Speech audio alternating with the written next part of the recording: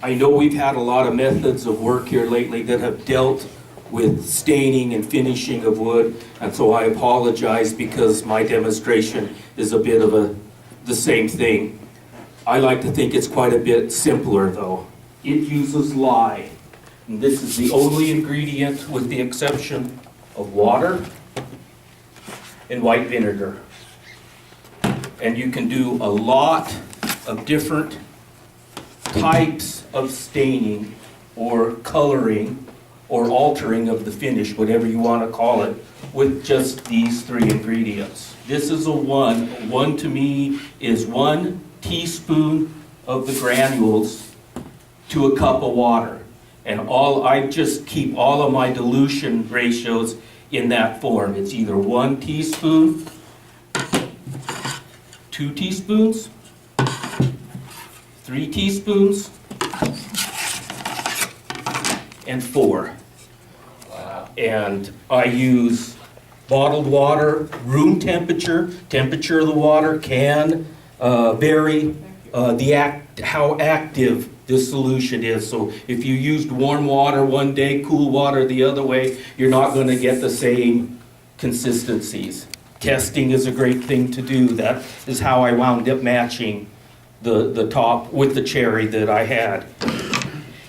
It also works on white oak. It will darken walnut. Has a small effect on ash. This is a 3 tablespoon to 1 cup ratio. And slightly on hard maple. Lye is a little bit hazardous to work with. I don't consider it too hazardous. I've had really good luck.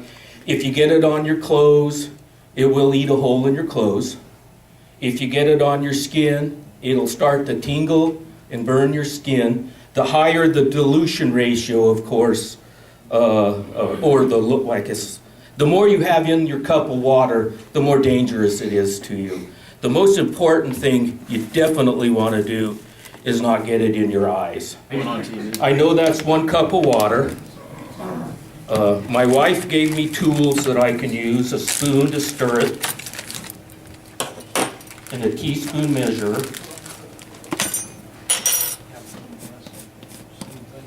The one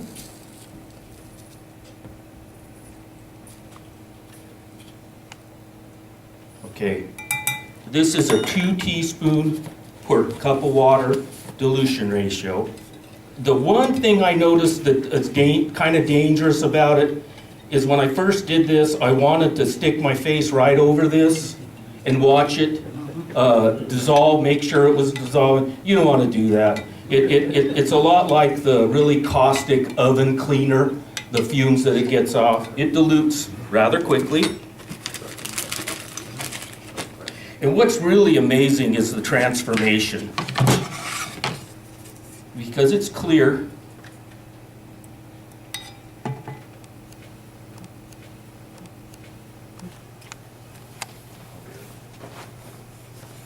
this is 2 teaspoons and 1 cup of water. Now they have the dilutions for like a quart. I have found that everything I've ever used, a cup was more than enough. And it looks like it might be wet, but it's actually, will wind up being this color right here. The other thing is you want to let it dry, okay, before to evaluate the color. If you do it like this and say, oh, well, there we go, it actually is going to lighten up a little bit. Now, the white vinegar. You keep this around for a couple of different reasons. The lye is a base, and the vinegar is an acid.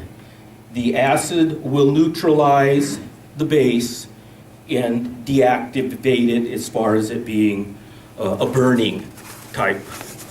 And so if you do get a little bit on you and you start to feel it tingle, you have this around and you just wipe it on you, that goes away. The other thing is this will only go so far and stop. If you want it darker or lighter, you have to put more or less into it. The other thing is it gets in deeper to the wood than stain does. So when you go back to sand it, you can be a little more aggressive with your sanding than you can with stain. Because the lye gets in deeper into the wood. Now when I make my projects, I'm either doing the pieces before I assemble it, which is not a problem, or I assemble the project and then do the coloring with the lye. Either way, your glue will show up just like it does with any other finish. Then when you get it about where you want it, you can wipe this down with the vinegar. It lightens it just a bit. You can see the color come off. And then I put it in front of a fan, I let it dry overnight. The next morning, I can continue with the project. At which point I usually sand it down with something light around 400 grit, and that'll take what little fuzz you have it. Because it's water, it raises the grain, just like water does. So I try to get my pieces sanded down. All of these were done with 220. I did the coating, I dried them, and I came back with 400 to hit them. There is no finish on these other than just the lye tinting with the wipe down of the vinegar. Do you have any trouble with blotching? If your wood is blotched, it'll blotch. You can kind of see some of the blotching in that. Okay, and the other thing is, it does tint the sapwood. You can kind of see the sapwood running down through here, and it did make it darker, so it affects that too. You might find that you could do just your sapwood and get that to go a lot closer to the actual cherry and stuff.